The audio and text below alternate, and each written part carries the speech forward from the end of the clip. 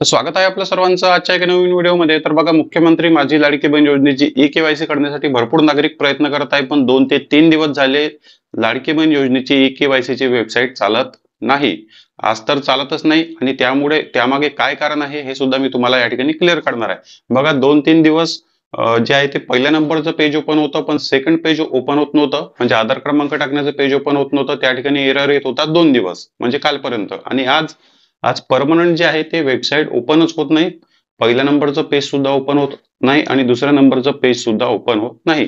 त्यामुळे नागरिकांना प्रश्न पडलाय का आता केवायसी बंद झाली का? कारण केवायसीची तारीख आहे 18 नोव्हेंबर। तर बघा, केवायसी बंद झालेली नाही, वेबसाईट बंद आहे। वेबसाईट शासनाकडून मेंटेनन्स मध्ये टाकण्यात आलेली आहे।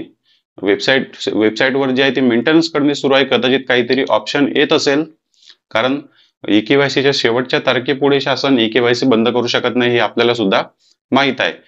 वेबसाईटवर जे आहे ते काही टेक्निकल मेंटेनन्स सुरू असेल। कदाचित ज्या बहिणींना पती नाही, वडील नाही, ज्या बहिणींना आधार क्रमांक टाकण्यासाठी दुसरा ऑप्शन नाही, त्या बहिणींसाठी काहीतरी अपडेट वेबसाईटवर येत आहे।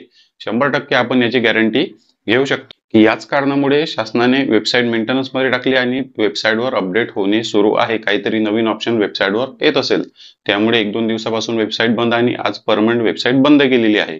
शासनाकडून कोणत्या वाईट कारणामुळे ही वेबसाईट बंद केली असं आपण म्हणू शकत नाही। मेंटेनन्स आहे, ज्या बहिणींना पती नाही, वडील नाही, त्या बहिणींसाठी काहीतरी अपडेट नक्की येत असेल आणि अशा बहिणींसाठी त्यांचा आधार क्रमांक, दुसरा आधार ओटीपी कोणाचा टाकायचा यासाठी अपडेट येऊन त्यांची केवायसी त्या बहिणींची पूर्ण होईल आणि त्यासाठीच ही वेबसाईट सध्या बंद करण्यात आलेली आहे असं आपण म्हणू शकतो। कारण ई-केवायसी करणाऱ्या नागरिकांची संख्या खूप कमी झालेली आहे। वेबसाईटवर लोड काहीच नाही, वेबसाईट नॉर्मली स्मूथच चालत होती, पण अचानक वेबसाईट बंद करण्यामागचं शासनाचं कारण आपण आता जे आहे ते या व्हिडिओच्या मार्फत क्लिअर केलेलं आहे।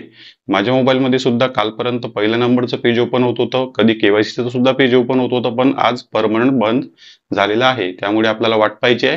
आपल्या व्हिडिओच्या मार्फत तुम्हाला पूर्ण सविस्तर व्हिडिओ त्या टॉपिकवर येईल। वेबसाईट बंद झाली की मी लगेच तुम्हाला कम्युनिटी पोस्टच्या मार्फत अपडेट देईल। चॅनलवर नवीन असाल तर व्हिडिओला लाईक आणि चॅनलला सबस्क्राईब नक्की करा। भेटूया नेक्स्ट व्हिडिओमध्ये। धन्यवाद।